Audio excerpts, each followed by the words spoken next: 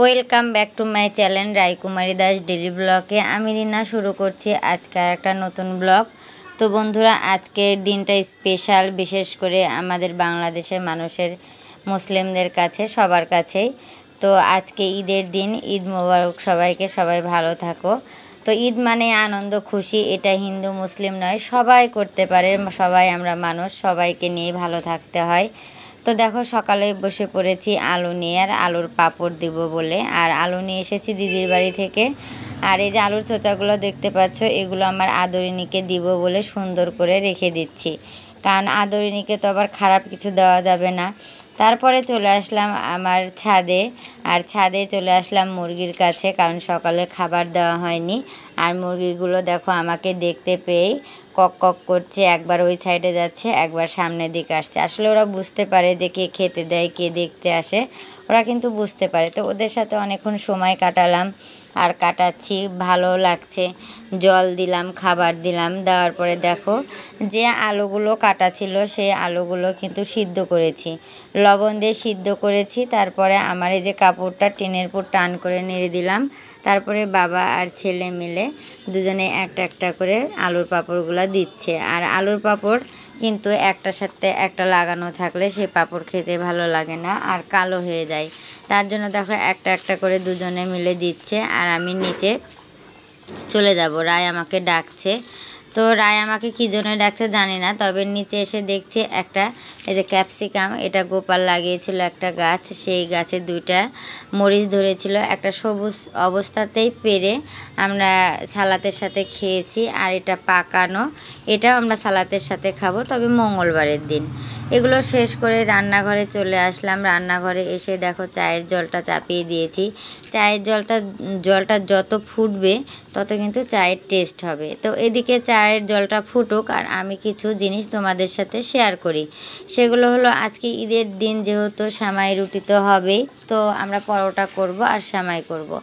তো লাচ্চা, খিল সেমাই, দুধের প্যাকেট, চিনি, সব কিছুই আছে। তো একটা একটা করে বের করছি আর তোমাদের দেখাচ্ছি, আর আমিও দেখছি। আর আমি দেখছি কি জানো, আমি দেখছি ডেট, যে সব জিনিসেরই ডেট ঠিকঠাক আছে কি না। কারণ ডেট ফেল জিনিস খেলে কিন্তু মনের মধ্যে ভালো লাগে না, পেটেরও সমস্যা হয়। তাই একটা একটা করে দেখে নিচ্ছি ভালো করে। আর বাকি থাকলো চিনি।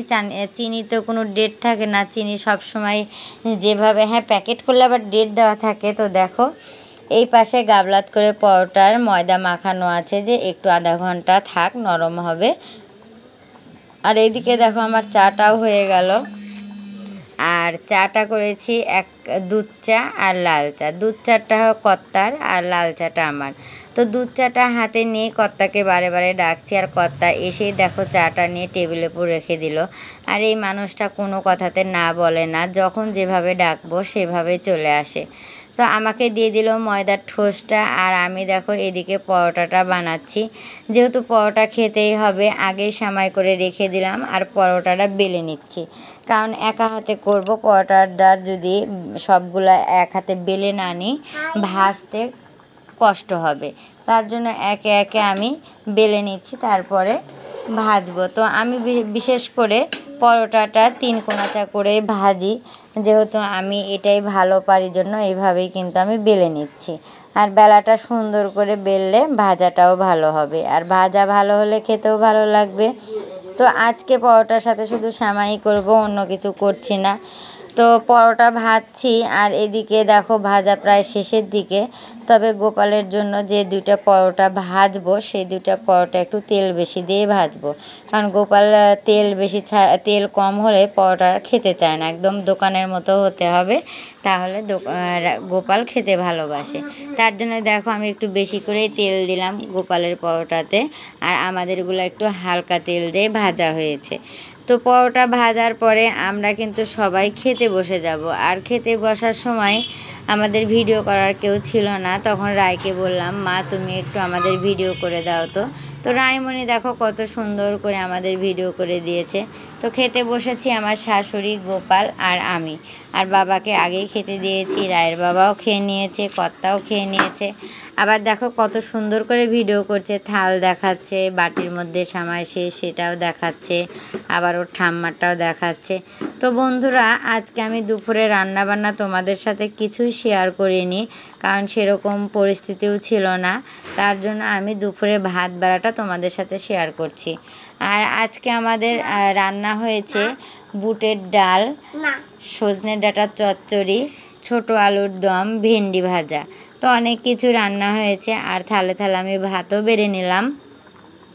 আর এটা দেখতে পাচ্ছ কর্তার জন্য সব কিছু দেখো, আমি 3টা জিনিস 3 জায়গাতে দিয়েছি। আর ডালটা দিচ্ছি বাটিতে। ডালটা তো আর পাতে দেওয়া যাবে না, তাহলে খারাপ দেখাবে। আর আজকে আমি তোমাদের দেখাবো আমার মানে খাওয়ার দেখো কি পরিস্থিতি। মানে আমি ঘুমাই খাচ্ছি, না বসে খাচ্ছি, না চিবিয়ে খাচ্ছি, না কেমন করে খাচ্ছি, মানে আমি নিজেও জানি না। আমার এমন খারাপ লাগছে। তো খেতে তো হবেই, আর রান্নাটাও ভালো হয়েছে। তার জন্য দেখো বসে বসে আমি ঢুলে ঢুলে খাচ্ছি। আর পাশেই আছে আমার শাশুড়ি, আর রাই এই পাশে দেখো মাথায় টুপি দিয়ে দাঁড়িয়ে।